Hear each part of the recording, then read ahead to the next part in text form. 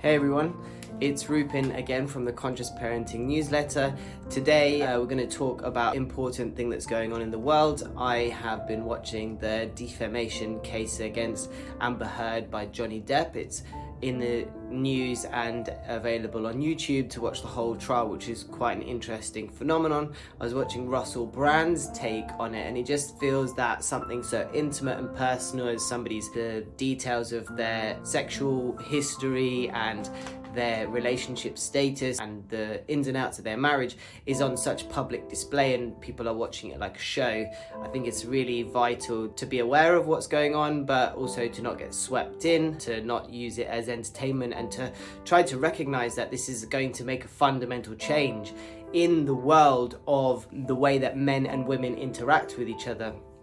I'm starting to realize how important this case is to me on a personal level, as I feel like I might have placed quite a lot of importance on the Me Too movement when I was entering my career and when I was starting to develop my understanding and awareness of the gender politics that were going on in the world. So on a personal level, I feel like this has really shattered some of the foundations of who I had built myself into, and starting to question the validity of some of the things that took place back 4 or 5 years ago that perhaps influenced my decisions and perhaps were a contributing factor to the career and the person that I am today. So I do definitely feel like some level of sadness, because this case is perhaps displaying that we were misled and that there is a potential for things to have actually been the other way around, and that we were very unaware of the reality and the truth of the situation, and then this feels like it may have been funny symmetry. I'll just start that again. So I feel like this may have some symmetry to my own life, and that I have been through a difficult relationship and that I've come out the other side. And then obviously there was this discussion about who was in the wrong, and about being able to communicate our flaws but without admitting blame, and that kind of like challenging, tiptoeing around the truth in case you show how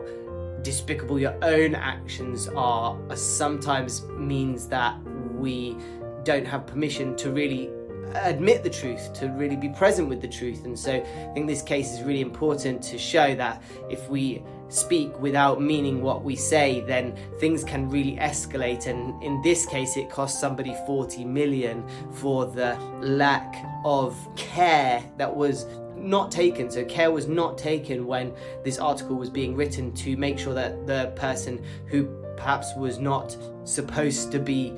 the subject of the article was not implicated as the subject of the article. So really important case here about saying what you mean, about representing yourself truthfully, and that you don't falsely testify against somebody who has not committed that act. And also just to recognize how large that scale is of when something is suggested, implicated, or alleged, how large the consequences can be for an individual. Now, we certainly knew that was the case from the Me Too movement, and that we were very aware that finally people who had been victims were going to be taken very seriously, and that it's almost the opposite way round to the normal justice, that it was suggested that they had done something sexually immoral and abused their power, that they would be considered as guilty unless proven innocent. Perhaps that's a bit too harsh of a way to word it. Maybe something more along the lines of there's a chance that they could have done it, and that it's like that we should definitely take it as seriously as if they had done it. But what it did lead to was a couple of missed opportunities in terms of career, in this case for Johnny Depp. And there have been other sexual predators who it has been proven that they were the culprit, and we're grateful for the Me Too movement, and that it has allowed so many people to feel like they have a voice and to come forward and to feel confident, and also perhaps to have disrupted the industry and changed the mechanics of the male-female relationship and put it more into a professional atmosphere where the desires of the sexual intention shouldn't come into the professional atmosphere of a career path that is based on merit rather than sexual engagement, so we can all be grateful for the wonderful things that the Me Too movement has certainly helped. And I'm not an expert, so I'm sure there's other really valuable parts to this that I'm not aware of, but I sense on a personal level that this case has changed my understanding of the Me Too movement, and perhaps we need to go back and re-evaluate it and to understand it a bit better, and that the Me Too movement has perhaps been rocked by the face of the Me Too movement actually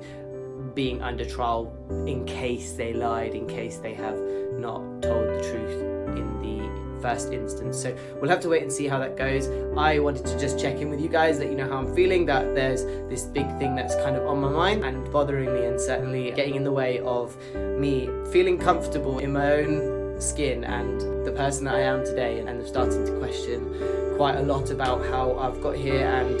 what my influences are, which has led me to understand that there is a foundation beneath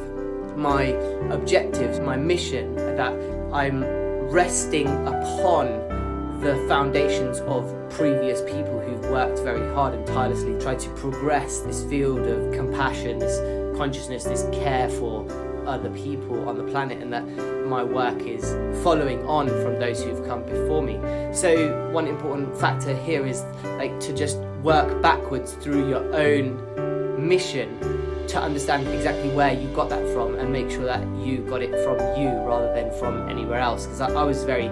sure that I had got it from me, but now that the Me Too movement is in the headlines, I am very much aware that if the Me Too movement gets rocked and changes the narrative, and that it isn't the case that some of that stuff was taking place, I am starting to question the facts that I have laid the foundation of my career upon. So and it's only one of the foundations, because I can visualize it as this floor has fallen out, but I don't feel like I've been rocked to my core. I think that there was a number of incidences and situations that I personally have been through, that we've been through as a population, and that led me to exactly where I am today. But really important to just have a look at where that all comes from, so that if anything unravels, that you are committed and that you can confidently say that you are on the side that you belong, and you are not following accidentally somebody who's leading you, without a paddle up the creek, and that you are following somebody who is potentially lying. So that's the internal debate that I'm having right now. Probably need to hit the journal to spend some time really understanding it and reflecting. But one thing I'm going to do is I'm going to watch some of the case. I'm going to watch as much of the testimony as I can. I'm going to try to really understand how I feel on the matter, and I'm going to